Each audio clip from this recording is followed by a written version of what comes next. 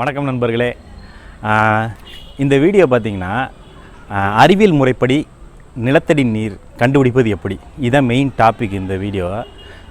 இந்த வீடியோவில் நான் என்ன சொல்ல வரேன்னா, நிறைய வியூவர்ஸு சப்ஸ்கிரைபர்லாம் கேட்குறாங்க, சார் நீங்கள் மிஷினரி வச்சு நீங்கள் நிலத்தடி நீரை செக் பண்ணுறீங்க அப்படின்னு தான் கேட்குறாங்க. அதுக்காக தான் இந்த வீடியோ. நான் என்னென்ன மிஷினரி வச்சு எப்படிலாம் நான் கண்டுபிடிக்கிறேன் அப்படிங்கிறத நீங்கள் இந்த வீடியோவில் அடுத்தடுத்ததில் நீங்கள் பார்க்கலாம். அதுக்கு முன்னாடி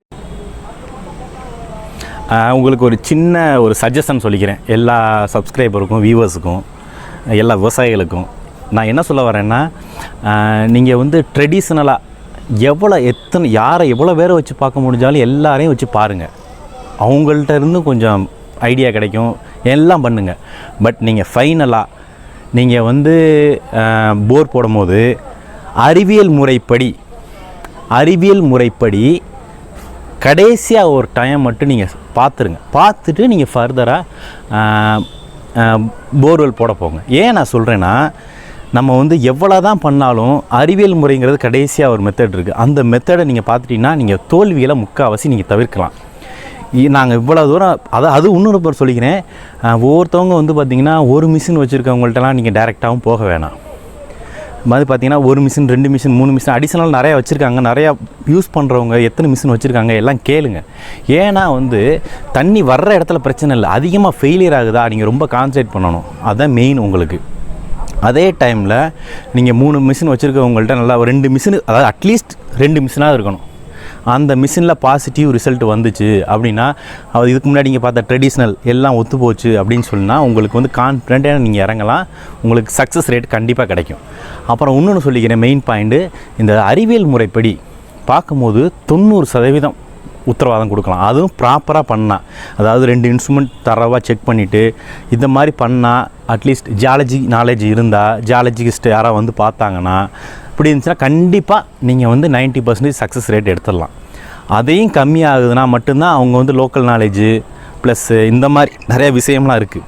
அதனால் முடிஞ்ச வரைக்கும் அதிகமான மிஷின்களை யார் வச்சுருக்காங்களோ அவங்கள அப்ரோச் பண்ணி நீங்கள் போர்வெல் பாயிண்ட்டை ஃபைனலாக பாருங்கள். பார்த்ததுக்கப்புறம் நீங்கள் போர் போடுங்க, உங்களுக்கு திருப்தியாக இருக்கும். ஃபெயிலியர் ஆகிறத முக்கால்வாசி குறைக்கலாம். 90% நீங்கள் ஃபெயிலியர் ஆகிறத குறைக்கலாம். இதான் ஒரு சின்ன அட்வைஸ். இப்போ அதுக்கடுத்து நம்ம என்ன பண்ண போகிறோம்னா, இப்போ நான் என்னென்ன மிஷினரி வச்சு எப்படி நான் சைட்டில் அனலைஸ் பண்ணுவேன், எப்படி ரிப்போர்ட் எடுப்பேன், எப்படி உங்களுக்கு ரிப்போர்ட் கிடைக்கும் அப்படிங்கிறத நம்ம ஃபர்தராக வீடியோக்குள்ளே போவோம். இதுக்கு முன்னாடி இந்த வீடியோஸ் எல்லாருக்கும் கொஞ்சம் போகிற மாதிரி ஷேர் பண்ணுங்கள், கொஞ்சம் சப்போர்ட் பண்ணுங்கள், சப்ஸ்கிரைப் பண்ணுங்கள். வாங்க வீடியோக்குள்ளே போகலாம். நான் ஏற்கனவே சொன்ன மாதிரி 3 இன்ஸ்ட்ருமெண்ட்டை பற்றி தான் இப்போ விரிவாக பார்க்க போகிறோம். ஃபஸ்ட் இன்ஸ்ட்ருமெண்ட் பார்த்திங்கன்னா ஜியோ லொக்கேட்டர்னு சொல்லுவோம், அது ரொட்டேட் ஆகிற மாதிரி இருக்கும். 2வது இன்ஸ்ட்ருமெண்ட் பார்த்திங்கன்னா PKWD.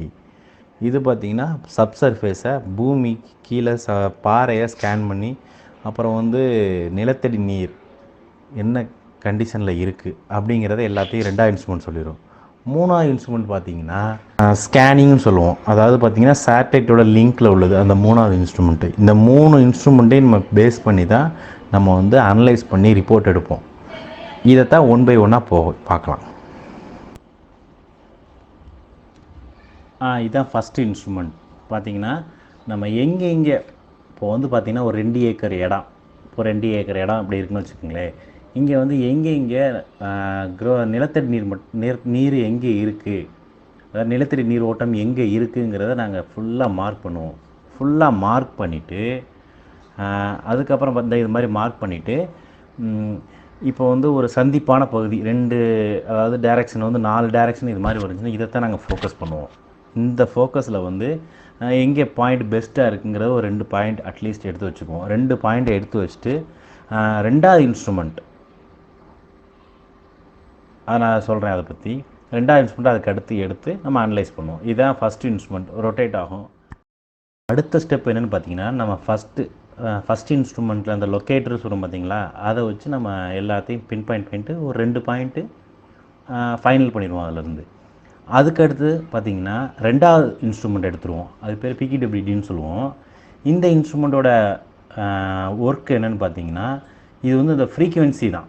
அதாவது பூமி கீழே ஸ்கேன் பண்ணி பூமிக்குள்ள பாறைகள் மற்றும் அந்த நிலத்தடி நீர் என்ன கண்டிஷனில் இருக்குது, எப்படி இருக்குது, பாறைகள்லாம் எப்படி இருக்குது அப்படிங்கிறத கொஞ்சம் துல்லியமாக இதுலேருந்து எடுக்கிறது. இது பார்த்திங்கன்னா இதுதான் அந்த இன்ஸ்ட்ருமெண்ட்டு. அந்த ப்ளூ கலரில் இருக்கும். பட்டு இந்த மெமரி எம்என் போர்ட்டபிள் இது எல்லாமே இருக்குது. இது கொஞ்சம் டெக்னிக்கலாக உள்ளது. உங்களுக்கு அடுத்து பார்த்திங்கன்னா டெஸ்ட்டு எப்படி எடுக்கிறது அப்படின்னா, நாங்கள் இந்த மாதிரி டேப் மெஷர் பண்ணிடுவோம். இப்போ அந்த ஒரு 2 லொக்கேஷன் இருக்குது பார்த்தீங்களா, இந்த 2 லொக்கேஷனை மார்க் பண்ணிடுவோம். அதுக்கு பேரலாகவே நாங்கள் வந்து ஃபுல்லாக வந்து டேப் அடிச்சிடுவோம். பார்த்திங்கன்னா ஃபுல்லாக டேப் அடிச்சிடுவோம். டேப் அடிச்சுட்டு இந்த இது பார்த்திங்கன்னா இந்த இன்ஸ்ட்ருமெண்ட் பார்த்திங்கன்னா இதுதான் வந்து மெயின் யூனிட்டு, ஹோஸ்ட் யூனிட்னு சொல்லுவோம். இதுதான் ப்ராசஸிங் யூனிட்டு. இதில் இருந்தால் நம்ம ரெக்கார்டு எல்லாம் சேவ் ஆகும். அப்புறம் பார்த்திங்கன்னா இதை நம்ம கரெக்டாக அடுத்த நான் மெஷர் பண்ணியிருக்கேன் பார்த்திங்களா, அங்கே ஃபஸ்ட்டு ஒரு ராடு வச்சுருப்போம், அதே மாதிரி இங்கே ஒரு ராடு எடுத்துருப்போம். இதே மாதிரி இதுக்கு இடைப்பட்ட இடத்த தான் அது வந்து ஸ்கேன் பண்ணும். இதை அந்த ஸ்கேன் பண்ணி இது ரிப்போர்ட் எல்லாமே எடுக்கும். அந்த ரிப்போர்ட்டே உங்களுக்கு காட்டுறேன்.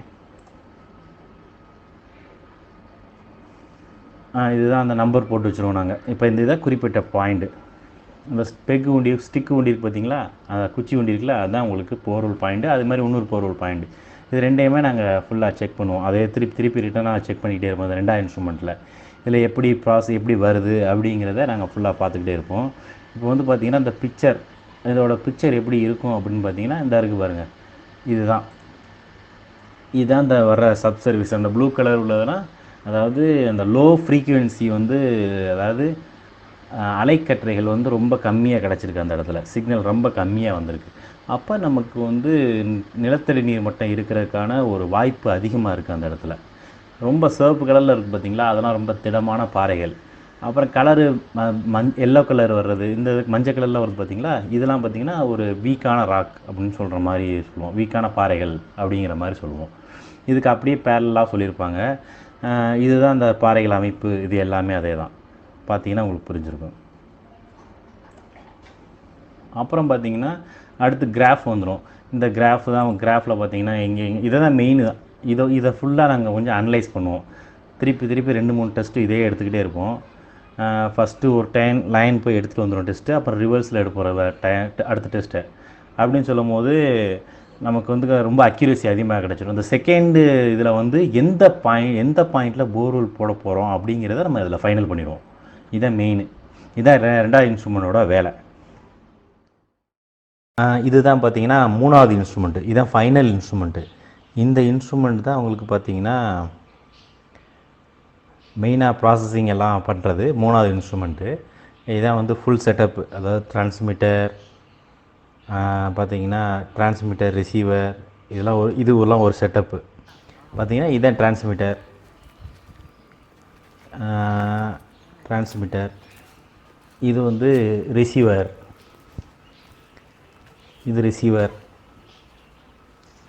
இது பார்த்திங்கன்னா ப்ராசஸிங் யூனிட்னு சொல்லுவோம். இதுதான் ப்ராசஸிங் யூனிட்டு. இது வந்து லேப்டாப்போட கனெக்டில் இருக்கும். இந்த எல்லாமே பார்த்திங்கன்னா இதுதான் சாஃப்ட்வேர் இப்போ ஓப்பன் ஆகிருக்கு. இந்த சிஸ்டத்தில் வந்து இப்போ சாஃப்ட்வேர் வந்து ஓப்பன் ஆகிருக்கு. இதுதான் வந்து அந்த சாஃப்ட்வேர் ஓப்பன் ஆனால் வரும். இதுலேருந்து பார்த்திங்கன்னா இந்த எங்கெங்கே டேட்டாஸ், அதாவது பார்த்திங்கன்னா யாரோட பேர், சர்வேயரு ப்ளஸ் கஸ்டமர் நேமு, அப்புறம் பார்த்திங்கன்னா இது எல்லாமே வரும். இந்த ஜியோ லொக்கேஷன் சொல்கிறது இதுதான் மெயின். இதுதான் பார்த்திங்கன்னா சேட்டலைட்டோட லிங்க். அந்த இடத்தோட லேட்டிடியூட் லாஞ்சிடியூட் எடுத்து கொடுத்தோன்னே இந்த கூகுள் சர்வரோட கனெக்ட் பண்ணி அந்த டெரைன் அனலிஸ்ன்னு சொல்லிட்டு ஒரு டேட்டா எடுத்து வச்சுக்கிறோம். இதுக்கப்புறம் பார்த்திங்கன்னா ப்ரொஃபைல் ஸ்கேன்னு ஒன்று வரும். இந்த ப்ரொஃபைல் ஸ்கேன்னு உள்ளே இருக்குது. அந்த ப்ரொஃபைல் ஸ்கேன் கொடுத்துட்டோம்னா ஆட்டோமேட்டிக்காக ஸ்கேன் ஆகி ஒரு டேட்டா கலெக்ட் பண்ணி வச்சிடும். அந்த டேட்டா எப்படி இருக்குதுன்னு பார்த்திங்கன்னா இப்படி தான் வரும். பார்த்திங்கன்னா இது வந்து ஒவ்வொரு டேட்டாவாக வரும். இது வந்து எர்த் டெப்த் ப்ரொஃபைல்னு சொல்லுவோம். அதை பார்த்திங்கன்னா இது வந்து பூமிக்கு கீழே இது மாதிரி தண்ணி இருக்கிறது, ஃப்ரீக்குவென்சி அதாவது கிடச்சிருக்கு. ஃப்ரீக்குவென்சி அந்த ப்ளூ கலர்லாம் வாட்டர்னு சொல்லுவோம். அது கீழே உள்ளதெல்லாம் பார்த்திங்கன்னா லேயராக இருக்குது பார்த்திங்களா, அதெல்லாம் பார்த்திங்கன்னா ஹார்ட் ராக், அதாவது பாறைகள்னு சொல்லுவோம். பாறைகள். அதுக்கப்புறம் கலர் கொஞ்சம் கம்மி, அந்த ரெட்டு வந்து கொஞ்சம் குறைஞ்சிக்கிட்டே வந்துச்சுன்னா அது வந்து மீடியம் ஹார்ட்னஸ் உள்ள ராக் அப்படின்னு சொல்லுவாங்க. அதாவது பாறைகளோட கடினத்தன்மை குறைஞ்சிக்கிட்டே இருக்குது அப்படிங்கிறத சொல்கிறது தான் இந்த படம். அடுத்து பார்த்திங்கன்னா லேட்லாங் ப்ரொஃபைல்னு சொல்லுவோம். இது வந்து பார்த்திங்கன்னா அந்த இடத்துக்கு இப்போ நம்ம அந்த இடத்தோட அட்சரேகை தீர்க்க ரேகைன்னு சொல்லுவாங்க, லேட்டிடியூட் லாங்கிடியூட்னு சொல்லுவாங்க. அந்த டேட்டா ஃபுல்லாக எடுத்து அதுவும் ரெக்கார்ட் ஆயிரும். அப்புறம் பார்த்திங்கன்னா இதான் டெப்த் வர்சஸ் ஃப்ரீக்குவென்சி மேப்பிங் சொல்லுவோம். இது வச்சு என்னன்னு பார்த்தீங்கன்னா, இதுதான் வந்து எங்கெங்கே லோ ஃப்ரீக்குவென்சி வருதோ, எங்கெங்கே டவுனாக இருக்குது பார்த்தீங்களா, இங்கெல்லாம் வாட்ரு இருக்கிறதுக்கான ஒரு சிக்னல் நமக்கு கிடச்சிருக்கு. அப்போ வந்து இங்கே அது ஒரு அப்சர்வேஷன், அதாவது நல்ல அப்சர்வேஷன் கிடச்சிருக்கு அப்படிங்கிறது எல்லாத்தையுமே நாங்கள் வந்து கன்க்ளூஷன் கொண்டு வந்துடுவோம். அப்புறம் பார்த்திங்கன்னா இதெல்லாம் முடித்தோடனே இந்த எல்லாமே சேர்ந்து ஒரு 3 பேஜில் ஒரு ரிப்போர்ட் ரெடி ஆகும்.